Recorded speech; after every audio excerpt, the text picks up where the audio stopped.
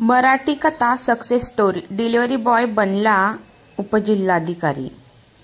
Delivery boy बनला उपजिल्हाधिकारी. वाचा सूरजच्या संघर्षाची कहाणी. झारखंडमधील गिरिडीह येथील सूरज यादवने तरुणांसमोर नवा आदर्श ठेवला आहे. सूरज झारखंड लोकसेवा आयोगाची परीक्षा उत्तीर्ण केली आहे.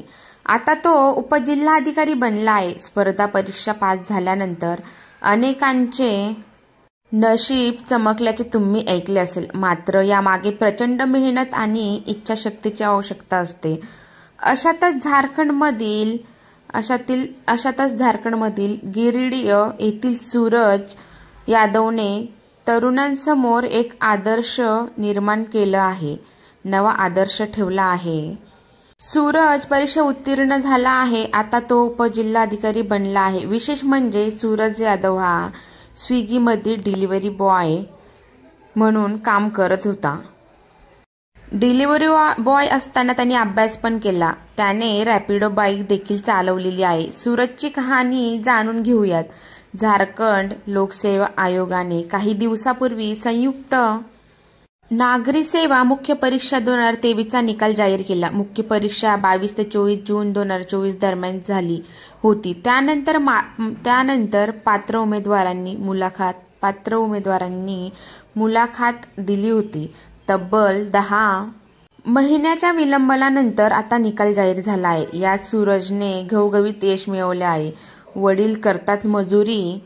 सूरज यादव एका साध्या कुटुंबात जन्मला. त्याचे वडील गवंडी काम करतात. त्यांच्या कुटुंबाची आर्थिक परिस्थिती फारशी चांगली नाही. अडचणी असूनही सूरजने अधिकारी होण्याचे स्वप्न पाहिले होते. तो रांचीमध्ये राहून परीक्षेची तयारी करत होता.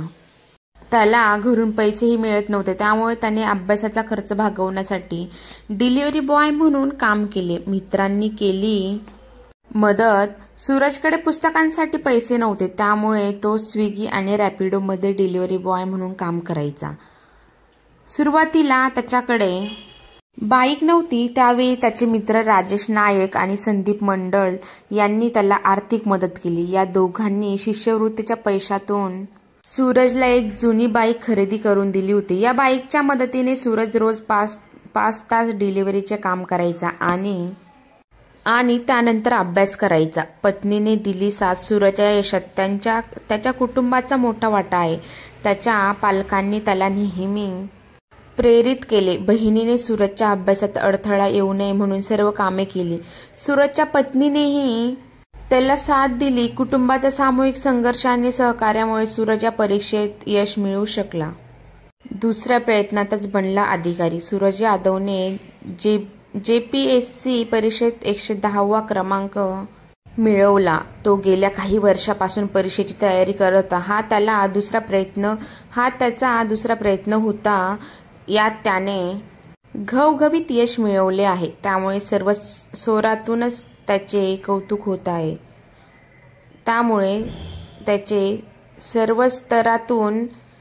कौतुक होत आहे.